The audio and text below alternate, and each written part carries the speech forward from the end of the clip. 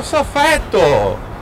Ma sai giochi tu a Pindolo qua davanti? Ti pare che sia posto di giocare a Pindolo? Ciao, davanti a Cappella di Scrovegni. Ah, ecco cosa che è. La famosa cappella di Scrovegni, la cappella di Giotto, sai Giotto? Giotto, il pittore famoso. Il famoso pittore che io, e se vengo qua, e che affresca sta bella cesetta nel 1300. Ah, nel 1300, esatto, nel 1300. Faccia. E che ha fatto tutti questi gran bei dipinti che si ispirai alla vita di Maria e di Gesù.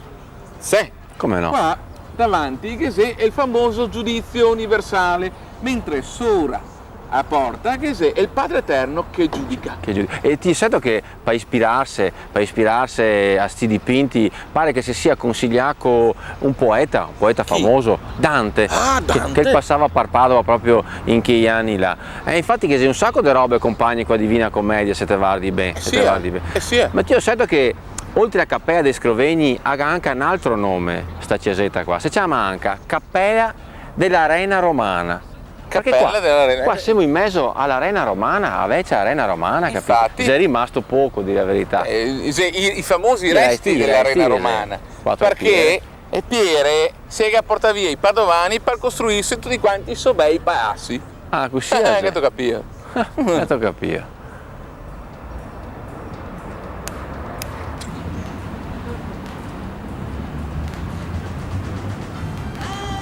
Ah!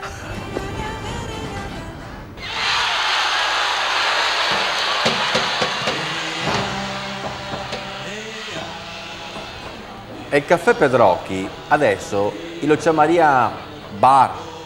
In realtà il caffè Pedrocchi era un posto dove che si cattava per discutere, per pacciorare, palese del giornale. Soprattutto quando gli studenti e soprattutto si parlava di politica, tanta politica si faceva. Io chiamava il caffè senza porte, perché ti te entravi da una parte, no? E te andavi fuori dall'altra parte, come su un portero. Ma ancora adesso è così, ti accompagna. E che era una particolarità, sta saetta qua, che si chiama saetta verde, perché?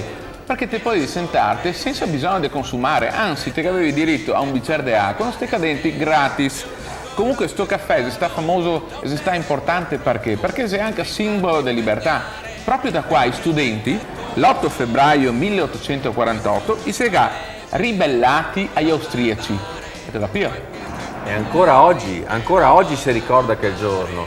E soprattutto gli studenti fa festa, fa una gran festa. L'8 febbraio? Lo sappia. Fa scherzi, fa confusione, gliene fa tutti quanti loro.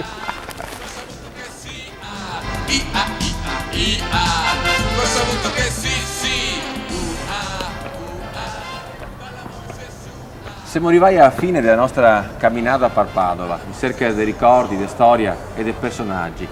Tante che ne sarebbe ancora da dire e da vedere. Però queste qua vi conteremo un'altra volta, quando faremo un'altra gita. Adesso invece vi siamo con una novità, una sorpresa. Primo.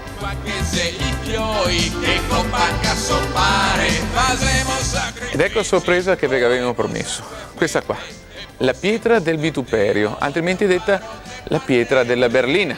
Perché qua nel 1260 a Padova veniva sopra sta pietra esposti quei che andava a fare, quei che si mangiava i soschei, quei de che altri, e veniva esposti per 3 giorni e per 3 notti sopra sta pietra, in modo che tutta quanta la gente che passava li conoscesse.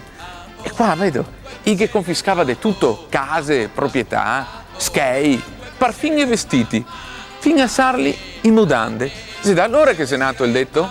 Essere in braghe de tea. Se mi direi papà,